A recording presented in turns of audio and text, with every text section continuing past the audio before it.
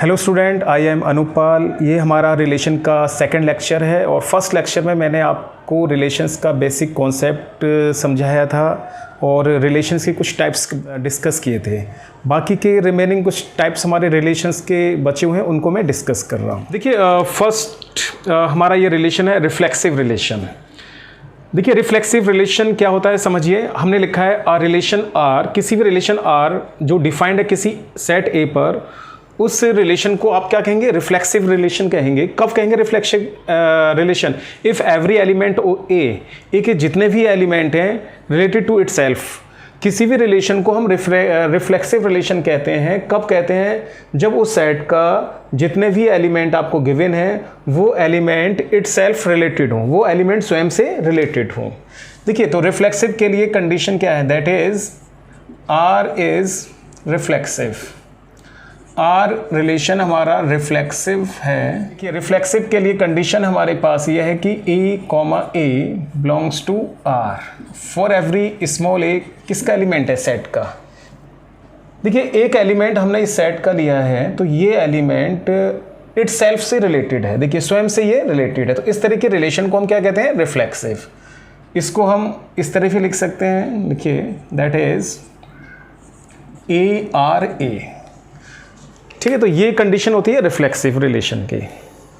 अब मैं आपको ना इसको एक एग्जाम्पल की हेल्प से समझाते हैं। ठीक है, देखिए, सपोज एक सेट हमने कंसीडर कर लिया जिसमें एलिमेंट है 1 2 3। ये हमारा एक सेट है, इसमें हमारे पास 1 2 3 ये एलिमेंट्स। सपोज हमारे पास एक ये नॉन एम्प्टी सेट है जिसमें ये 3 एलिमेंट्स हैं 1 2 3। हमने ना एक रिलेशन बनाया R1। देखिए, एक पहला ऑर्डर है हमारा 1, 1, 2, 2, 3, 3, 1, 3, 2, 1। तो ये एक एग्जाम्पल है। किसका एग्जाम्पल है? रिफ्लेक्सिव रिलेशन का। देखिए, रिफ्लेक्सिव रिलेशन में आपको मैंने क्या कंडीशन बताई है यहाँ पर। देखिए, ए आर ए मतलब एक जो भी हम एलिमेंट लेंगे वो स्वयं से क्या हो? रिलेटेड हो, रिलेटेड टू इटसेल्फ। लिखा हुआ ना, रिलेटेड टू इटसेल्फ। तो आप देखिए, जैसे 1 है, आप यहाँ ऑब्जर्व कर रहे हैं। देखिए, 1, 1, 2, 2, 1 इटसेल्फ रिलेटेड है, 2 भी इटसेल्फ रिलेटेड है, 3 भी इटसेल्फ रिलेटेड है। ठीक है ना। तो ये एक एग्जाम्पल है हमारा किसका? रिफ्लेक्सिव रिलेशन का। तो ये रिलेशन आपकी क्या होगी? रिफ्लेक्सिव।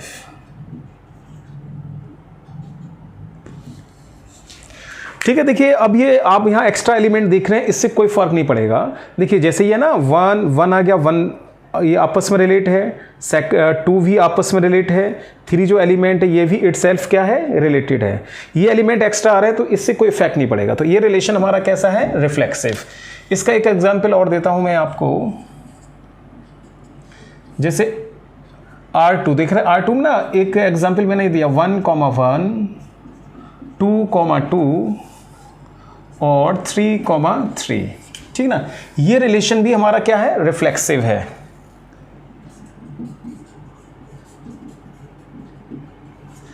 ठीक, क्योंकि 3 एलिमेंट्स हैं, तीनों एलिमेंट्स हमारे आपस में रिलेट कर रहे हैं।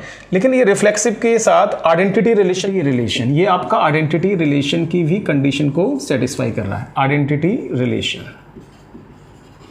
ठीक है, तो देखिए, आइडेंटिटी में क्या था? जैसे सेम एलिमेंट, ऑर्डर्ड पेयर, दोनों आइडेंटिटी की रिलेशन की डेफिनेशन क्या बताई थी मैंने आपको कि जो दोनों कंपोनेंट्स होते हैं ऑर्डर्ड पेयर के वो सेम होने चाहिए।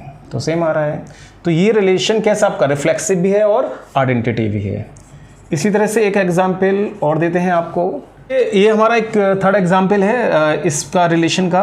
आप यहाँ देखिए, ये रिफ्लेक्सिव है या नहीं, ऑब्जर्व करिए। देखिए, ये 3 एलिमेंट्स हैं 1 2 3, 1 आपस में रिलेट हो रहा है और यहाँ देखिए 3 3 ये भी रिलेट हो रहा है और ये 2 एलिमेंट एक्स्ट्रा है, इससे कोई इफेक्ट नहीं पड़ेगा। लेकिन हमने यहाँ ऑब्जर्व किया जो सेकंड एलिमेंट है वो यहाँ पर रिलेट नहीं कर रहा है। तो ये क्या है आपका? Is not reflexive relation. ठीक ना, ये रिफ्लेक्सिव रिलेशन नहीं है। क्यों नहीं है रिफ्लेक्सिव रिलेशन? इसका कारण यह है कि 2, 2 इस रिलेशन को बिलोंग नहीं कर रहा है। ठीक है ना। तो रिफ्लेक्सिव हमारा ये है, ये रिफ्लेक्सिव एंड आइडेंटिटी है। और यहाँ पर आपने ऑब्जर्व किया जो हमारा सेकंड एलिमेंट है इस सेट का, वो इस रिलेशन में प्रेजेंट नहीं है। मतलब सेकंड एलिमेंट जो सेकंड एलिमेंट हमारा 2 है वो आपस में रिलेट नहीं कर रहा है, इस कारण ये आपका रिफ्लेक्सिव रिलेशन नहीं है। तो इस तरह की रिलेशन को हम क्या कहते हैं? रिफ्लेक्सिव। तो देखिए इस एग्जाम्पल से हमारा एक ऑब्जर्वेशन यहाँ से यह आता है कि जितना भी आइडेंटिटी रिलेशन है वो हमेशा क्या होगा? रिफ्लेक्सिव होगा। जैसे सेकंड एग्जाम्पल में देखिए ये जो रिलेशन है वो आपका रिफ्लेक्सिव भी है और आइडेंटिटी भी है। तो कहने का मतलब क्या है? जितने भी आइडेंटिटी रिलेशन होंगे वो हमेशा क्या होंगे? रिफ्लेक्सिव। लेकिन what it is not necessary, ये कभी मतलब जरूरी नहीं है, इट इज़ नॉट नेसेसरी कि रिफ्लेक्सिव रिलेशन हमारा आइडेंटिटी रिलेशन होगा। जैसे कि आप ये देखिए, ये फर्स्ट एग्जांपल देखिए, ये रिलेशन हमारा रिफ्लेक्सिव है, ठीक है ना, लेकिन यहाँ पर ये आइडेंटिटी रिलेशन नहीं है। क्यों नहीं है? क्योंकि ये एलिमेंट हमारे पास क्या आ रहे हैं? एक्स्ट्रा आ रहे हैं। तो आपको ये ध्यान रखना है कि जितना भी आइडेंटिटी रिलेशन होता है वो हमेशा क्या होता है? रिफ्लेक्सिव। ये जरूरी नहीं कि रिफ्लेक्सिव रिलेशन आपका आइडेंटिटी रिलेशन हो, ठीक है, ये ध्यान रखिएगा। नेक्स्ट आपका आता है सिमेट्रिक रिलेशन। देखिए सिमेट्रिक रिलेशन को समझिएगा। किसी भी relation R defined on a set, एक रिलेशन है आर जो डिफाइंड है किसी सेट ए पर, तो उस रिलेशन को हम क्या कहेंगे? यहाँ पर सिमेट्रिक रिलेशन कहेंगे। कब कहेंगे? आपने क्या करा कि उस रिलेशन का एक ऑर्डर्ड पेयर लिया, जैसे ए और बी, दो डिफरेंट एलिमेंट्स हम ले रहे हैं। तो यहाँ पर देख रहे हैं आप ए, ये जो ऑर्डर्ड पेयर है वो इस रिलेशन का एलिमेंट है। तो यहाँ से रिजल्ट क्या आना चाहिए? अगर a, b बिलोंग करता है r को, तो b, a belongs to r। That is मतलब क्या है? a अगर एक a एलिमेंट b से रिलेट कर रहा है तो आपको ना यहाँ प्रूफ करना पड़ेगा कि b जो हमारा एलिमेंट है वो भी रिलेट करेगा किसको? a को, ठीक है। तो ये कंडीशन होती है किसकी? सिमेट्रिक रिलेशन की। देखिए मैं आपको यहाँ पर इस सिमेट्रिक रिलेशन के लिए एक एग्जाम्पल के हेल्प से इसको मैं समझा रहा हूँ। जैसे ये हमारा पास एक सेट है जिसमें एलिमेंट्स क्या है? 1 2 3 4। इस सेट का एक रिलेशन हमने ले लिया R1। देखिए ये R1 रिलेशन जो है ना वो आपका सिमेट्रिक है या नहीं, ये हम चेक करते हैं। देखिए आप यहाँ पर जैसे सपोज एलिमेंट है 1 3, तो देखिए 3 1 कहीं पर बिलोंग कर रहा है? ये बिलोंग कर रहा है। 1 3 बिलोंग्स टू 3 1, ठीक है। इसी तरह से ये देखिए यहाँ पर 1 3 बिलोंग्स टू R1। तो आपने ऑब्जर्व किया कि 3 1 ये भी बिलोंग कर रहा है किसको? R1 को। तो ये सिमेट्री की कंडीशन को क्या कर रहा है? सेटिस्फाई। इसी तरह देखिए ये सेकंड एलिमेंट 1 4, देखिए यहां पर ऑब्जर्व करिए 4 1 ये भी बिलोंग कर रहा है किसको? बिलोंग कर रहा है R1 को। तो ये तो कंडीशन होती है हमारे पास किसकी? सिमेट्रिक रिलेशन की। इसी तरह से देख रहे हैं 2 2, मतलब अब यहां से देखिए नेक्स्ट 2 2 बिलोंग्स टू R1। अगर हम इसको इंटरचेंज करेंगे तब भी तो ये 2 2 ये भी बिलोंग करेगा R1 को। तो ये किसकी कंडीशन आ रही है? आपकी सिमेट्रिक रिलेशन की। तो हम कह सकते हैं कि R1 इज सिमेट्रिक रिलेशन, ठीक है। तो R1 हमारा क्या है? Symmetric relation. आप लोग ये एक सेकंड एग्जाम्पल में आपको समझा रहा हूं। यहां से यहां देखिए 1 1 इसको इंटरचेंज कर देंगे तब भी हमारा 1 1 ही रहेगा। तो ये फर्स्ट ऑर्डर पेयर हमारा सिमेट्रिक रिलेशन की कंडीशन को सेटिस्फाई कर रहा है, सेकंड एलिमेंट भी सेटिस्फाई कर रहा है, थर्ड एलिमेंट भी सेटिस्फाई कर रहा है। लेकिन हमारा ये जो फोर्थ एलिमेंट है यहाँ पर देखिए फॉर एवरी क्या 1 3 बिलोंग करता है किसको? R2 को। तो आप यहाँ से ऑब्जर्व कर रहे हैं क्या 3 1 ये इस R2 को बिलोंग नहीं कर रहा है, ठीक है ना। 2 हमारा इज नॉट सिमेट्रिक, ये सिमेट्रिक नहीं है, इज नॉट सिमेट्रिक रिलेशन। तो R2 हमारा सिमेट्रिक रिलेशन नहीं है। ये मैंने आपको सिमेट्रिक रिलेशन का एग्जाम्पल दिया और R2 हमारा सिमेट्रिक रिलेशन नहीं है, ठीक है ना। अभी मैंने आपको एग्जाम्पल सिमेट्रिक रिलेशंस के दिए थे, उससे कुछ रिजल्ट हम और ऑब्जर्व करते हैं। देखिए क्या है? The identity and universal relation on a non empty set are symmetric relation. किसी भी नॉन इम्पिटी सेट पर हमारा जो आइडेंटिटी रिलेशन और यूनिवर्सल रिलेशन होगा वो हमेशा क्या होगा? Symmetric relation. जैसे एक एग्जाम्पल के द्वारा हम आपको समझाते हैं। सपोज ये एक सेट है 1 2 3, ये एलिमेंट आपने कंसीडर कर लिया, ठीक है। तो अब आपसे ये कहा जाए आइडेंटिटी रिलेशन, आप यहाँ से फाइंड आउट करिए आप आइडेंटिटी रिलेशन।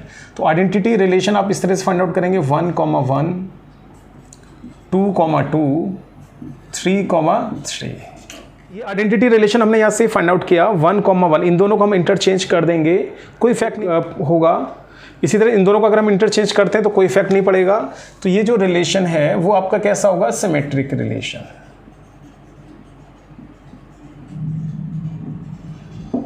ठीक है। इसी तरह हमने दूसरा क्या लिखा, यूनिवर्सल रिलेशन। यूनिवर्सल रिलेशन की क्या डेफिनेशन थी, यूनिवर्सल रिलेशन को फाइंड आउट करने के लिए आपको क्या करना पड़ेगा, ए क्रॉस ए फाइंड आउट करना पड़ेगा। ठीक है ना। तो ए क्रॉस ए देखिए किस तरह से फाइंड आउट करेंगे हम, 1,1,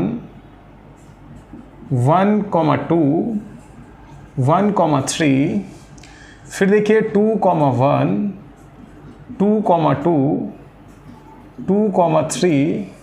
ठीक है। इसके बाद देखिएगा फिर आपका आएगा 3,1, 3,2, 3,3। ये यहाँ से हमने एक क्या कंस्ट्रक्ट किया, यूनिवर्सल रिलेशन। यूनिवर्सल रिलेशन क्या होता, क्या था आपका, जैसे एक सेट दे रखा आपका ए, तो ए क्रॉस ए हमने ये फाइंड आउट किया है।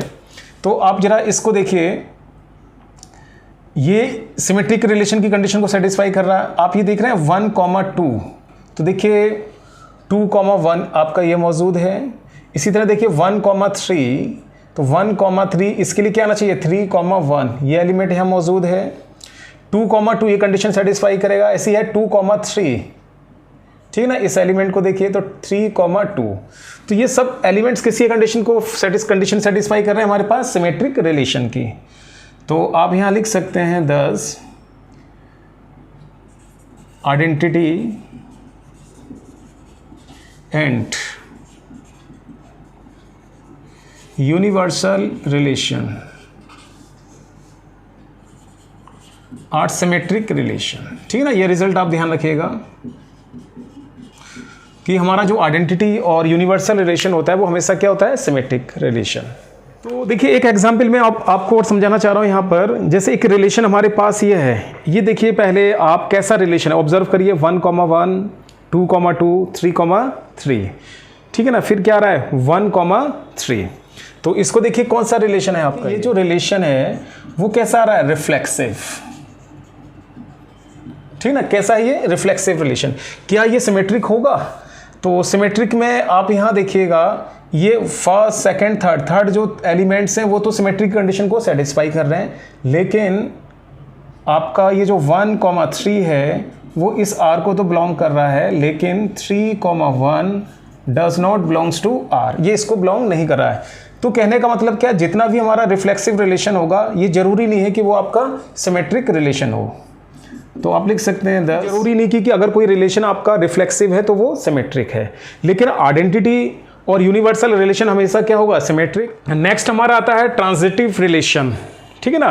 तो R relation R defined on a set A is said to be are transitive relation. एक रिलेशन आर है जो डिफाइंड है किसी सेट ए पर, उसको हम क्या कहेंगे, ट्रांजिटिव रिलेशन कहेंगे। उसके लिए देखिए कंडीशन क्या है, अगर ये ordered pair A comma B belong करता है आर को, बी कॉमा सी बिलोंग करता है किसको, हम ऑब्जर्व कर रहे हैं कि इस ऑर्डर्ड पेयर में हमारा जो ये सेकंड एलिमेंट है वो इस ऑर्डर्ड पेयर का क्या है, फर्स्ट एलिमेंट।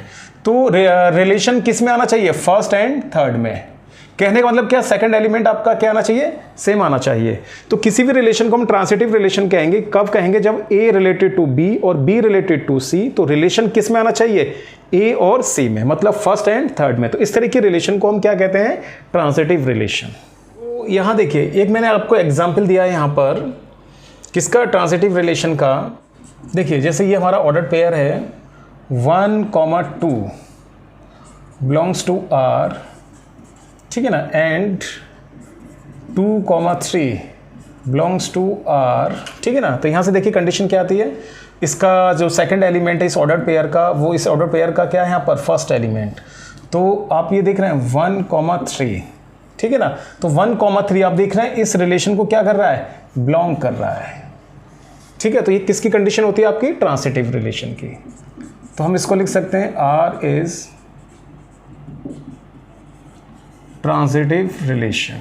तो ये हमारा ट्रांजिटिव रिलेशन होता है। देखिए नेक्स्ट हमारा आता है एंटीसिमेट्रिक रिलेशन। हमने लिखा है कि रिलेशन आर, एक रिलेशन आर है जिसको डिफाइन कर रखा है किसी सेट ए पर, उसको हम क्या कहेंगे यहाँ पर, एंटीसिमेट्रिक रिलेशन कहेंगे। कब कहेंगे, आपने एक ऑर्डर्ड पेयर लिया a, b belongs to r, और इसका ना हमने वो चेंज कर दिया v, a, ये भी बिलोंग करता है r को।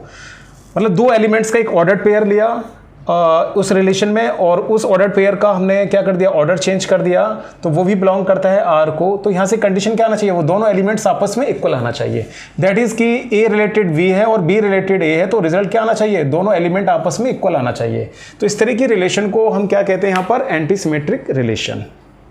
देखिए ये हमारा एक नेक्स्ट, इसका मैंने ना एंटीसिमेट्रिक का यहाँ पर आपको एक एग्जाम्पल दिया है। एग्जाम्पल क्या है, एक रिलेशन है आपका आर, हमारे पास एक सेट है किसका, रियल नंबर्स का, उसमें आपको एक रिलेशन क्या दे रखा है, लेस देन इक्वल्स टू। तो ये जो रिलेशन है less than equals to real numbers के सेट में कैसा होगा आपका, एंटीसिमेट्रिक रिलेशन। एंटीसिमेट्रिक रिलेशन के लिए देखिए आपने सपोज ये दो एलिमेंट्स लिए, रिलेशन क्या है हमारा, less than equals to B. तो देखिए a less than equals to B, और फिर हम क्या लेकर चल रहे हैं, b less than equals to a। तो इन दोनों इनक्वलिटी से रिजल्ट क्या आएगा, a इक्वल्स टू b। यही तो कंडीशन बताई थी मैंने आपको एंटीसिमेट्रिक में।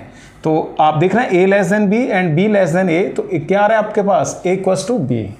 तो ये हमारा एग्जाम्पल है किसका, एंटीसिमेट्रिक रिलेशन का। अगर एक सेट दे रखा है रियल नंबर्स का, अगर उसमें एक रिलेशन है हमारी लेस देन इक्वल्स टू, तो वो रिलेशन उस रियल नंबर्स के सेट में कैसा होगा, एंटीसिमेट्रिक। देखिए नेक्स्ट हमारी डेफिनेशन है इक्विवेलेंस रिलेशन। ठीक है, मैंने आपको अभी रिफ्लेक्सिव, सिमेट्रिक और ट्रांसिटिव के बारे में बताया। अब आपका आता है इक्विवेलेंस रिलेशन। हमने लिखा कि किसी भी रिलेशन, एक रिलेशन आर है जो डिफाइंड है किसी सेट ए पर, इस रिलेशन को आप क्या कहेंगे, इक्विवेलेंस रिलेशन कहेंगे।